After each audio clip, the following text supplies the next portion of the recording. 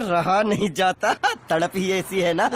सुरेश भैया तो भाई तड़पने लग गए ताकि वो लड़की को अपने आंखों से देख पाए। बट अफसोस लड़की जा चुकी थी, तो सुरेश और रमेश दोनों मुंह उठाकर भाई घर आ जाते हैं। और क्या यू सी, यहाँ तक तो सब ठीक था अनटिल रात के 11:11 पे एग्जैक्ट रमेश भैया अपने सुरेश को इंस्टाग्राम पे एक यूजर आईडी शेयर करते हैं। एंड वेल वो यूजर आईडी और किसी का नहीं बल्कि एक लड़की का था जिसका नाम टिन्नी था। And Suresh as every other lonely desperate मर्द, वो भाई लड़की के अकाउंट को स्टॉक करने लग जाता है, फोटोज वगैरह चेकआउट करने मारता है। बट अफसोस फोटोज लड़की के थे नहीं उतने ज़्यादा, सिर्फ एक ही फोटो था एंड उस पर भी यू नो सब मुंह उसका कवर होकर रखा था, तो सुरेश बेसिकली उसका शक्ल देख नहीं पाया। बट देन जब वो इंस्टाग्राम के हाईलाइट सेक्शन में जाता है तो उसको पता चलता है कि भाई टिन्नी ने जो है काफ़ी सारे फोटोज़ अपने दोस्तों के और फैमिली के साथ डाल रखे हैं, जहाँ पे सारे फोटोज़ में ऑब्वियसली उसकी शक्ल ब्लर्ड है। बेसिकली टिन्नी के इंस्टाग्राम अकाउंट्स में भाई जितने भी फोटो थे वहाँ पे या तो उसके फोटो को ब्लर हो रखा है या फिर उसका फोटो उतने अच्छे से क्लियरली विजिबल नहीं है।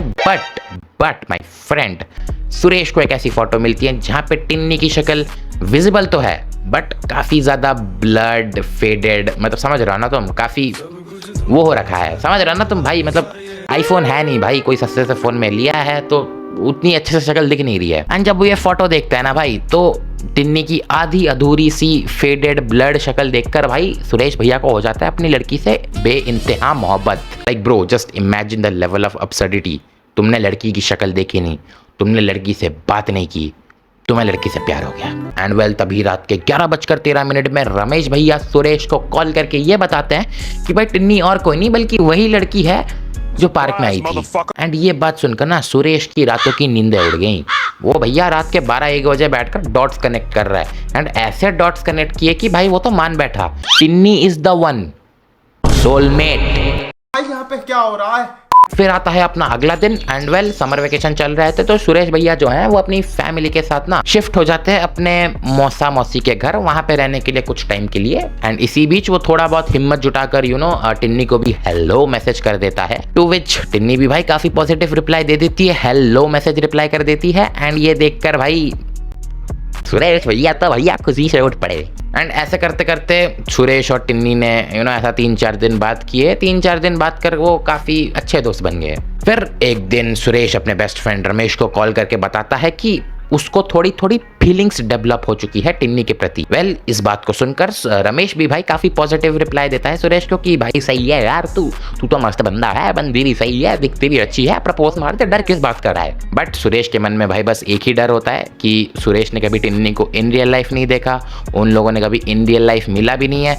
इनफैक्ट उनको बात करते हुए भी ज्यादा टाइम हुआ नहीं है, सिर्फ 5-6 दिन हुए हैं। तो भाई ऐसे थोड़ा ना रैंडमली किसी को जाके प्रपोज मार देगा। एंड रमेश ने भी सुरेश की इस प्रॉब्लम को काफी वैलिड समझा। तो ही वाज लाइक कि कोई बात नहीं भाई, तू मौसी के घर से आ रहा है, हम लोग इन रियल लाइफ वगैरह मिल रहेंगे, तब तक तू बातचीत करते रहा भाई, 1-2 महीने जान लो, फिर भाई प्रपोज मार दो, क्या जा रहा है। एंड इस चीज को सोल्यूशन समझकर सुरेश भैया भी अपने सोने चले जाते हैं। एंड अब सुरेश और टिन्नी को बात करते हुए ऑलमोस्ट 2 हफ्ते हो चुके हैं एंड सुरेश अभी तक अपने मौसी के घर से आया नहीं होता है। तो वो लोग ऐसे यूजुअल कॉन्वर्जेशन कर रहे होते हैं जिसमें टिन्नी काफ़ी ज़्यादा ओपन हो चुकी है सुरेश को लेकर। आई मीन उसने सुरेश को अपने फैमिली के बारे में, अपने दोस्तों के बारे में, इनफैक्ट अपने पास्ट और अपने क्रशेस के बारे में भी सब कुछ बता रखा है।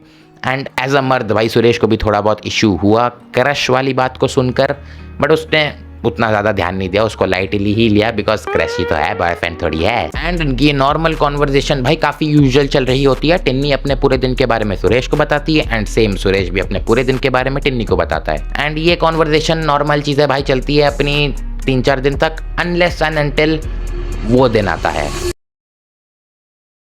एक दिन रात को बात करते टाइम टिन्नी सुरेश को मैसेज करती है कि उसको एक बॉयफ्रेंड मिल चुका है।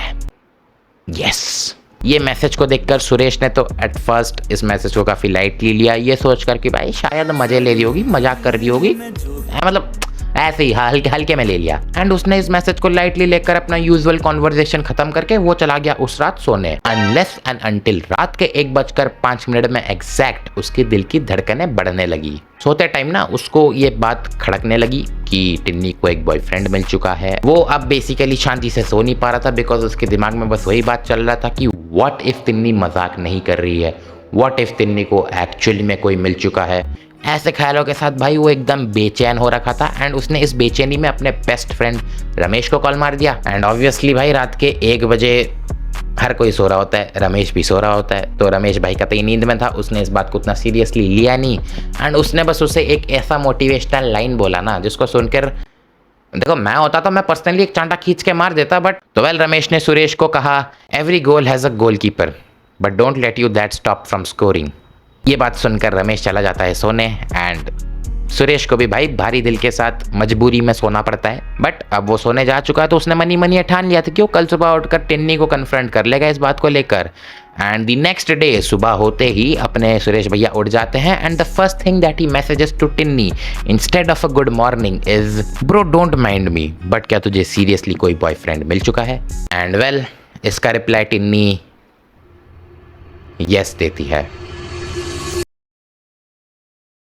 टिन्नी के इस रिप्लाई को देखकर सुरेश ऑलमोस्ट टूट चुका था। बट तुम सोचो यार, तुम खुद सोचो, सुरेश ने टिन्नी को इन रियल लाइफ कभी देखा है नहीं, उसको उसकी शक्ल का कोई अंदाज़ा है नहीं, अच्छी दिखती है बुरी दिखती है क्या है उसको पता है नहीं। बस मैसेजेस और कुछ कॉल्स के थ्रू सुरेश ने टिन्नी के साथ एक ऐसी बॉन्डिंग बना ली कि भाई सुरेश तो उसके लिए पागल हो चुका है, प्यार में अंधा हो चुका है आदमी। बेसिकली ये वो बात होगी कि बहुत सारे लोग कहते हैं ना कि मर्द लोग जो प्यार करते हैं वो जिस्म को देखकर करते हैं, but my friend in this case Suresh ने ना तो उसने उसकी शक्ल देखी है, ना उसने कभी उससे इन रियल लाइफ मिला है। बस मैसेजेस कॉल्स के थ्रू वो उससे उतना ज़्यादा डीपली कनेक्ट कर चुका है, वो उसके इतने गहरे प्यार में इतनी गहरी तरीके से गिर चुका है कि उसको खुद कोई आइडिया नहीं है वो कितने गहरे समुंदर में डूब रहा है।